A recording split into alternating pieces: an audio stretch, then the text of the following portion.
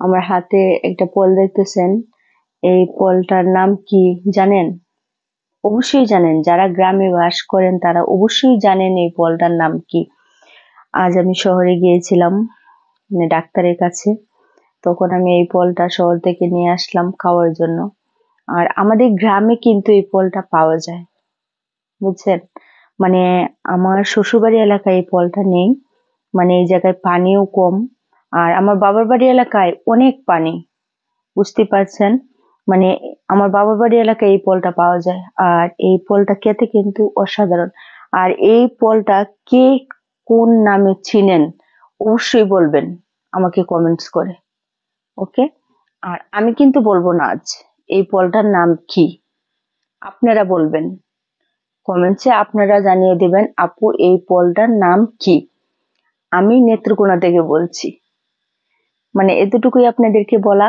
আর এই ফলটা অবশ্যই আপনারা জানেন এই ফলটার নাম কি, যারা গ্রামে বাস করেন অনেকেই খেয়েছেন এই ফলটা। এই ফলটা খেতে কিন্তু অসাধারণ। মানে এই ফলটা যখন পানির মাধ্যমে থাকে, তখন মনে করেন বেশি পানি থাকলে নৌকা দিয়ে যেতে হয়, আর কম পানি থাকলে কিন্তু এভাবে হেঁটে হেঁটেই তোলা যায়। মানে আমি যেহেতু গ্রামের মেয়ে, মানে আমার বাবার বাড়ি এলাকায় মানে পানি আছে, এই ফলটা হয়, মানে আমি জানি। মানে নৌকা দিয়ে কিন্তু আমরা প্রায় সময় যাই, মানে ঘোরাফেরা করার জন্য পানির মাধ্যমে, তখন কিন্তু এই ফলটা পাওয়া যায়।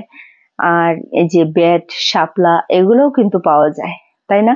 কে কে খেয়েছেন আর এইগুলো মুহূর্তগুলো কার কার ভালো লাগে অবশ্যই আমাকে কমেন্টস করে জানাবেন। আর দেখেন অনেক ভালো লাগে খেতে। আজকে আমি একটা ফল খাচ্ছি, আপনারা দেখেন। আর এই ফলটা কিন্তু চিনি দিয়ে খাওয়া যায়, আমি কিন্তু চিনি দিয়ে খাবো না, মানে চিনিটা খেতে পারি না।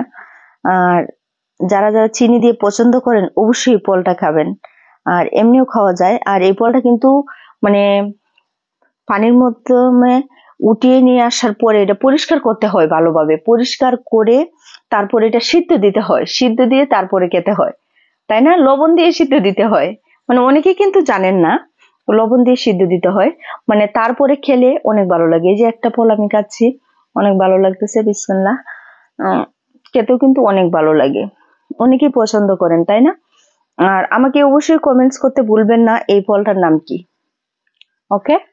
আর আজকে শহরে গিয়েছিলাম ডাক্তারের কাছে আপনাদের ভাইয়াকে নিয়ে, তারপর এই ফলটা রাস্তায় পেয়েছি, মানে দুটো ছেলে বিক্রি করতেছে, তারপরে নিয়েছি 1 কেজি, নিয়েছি 100 টাকা কেজি বিক্রি করছে।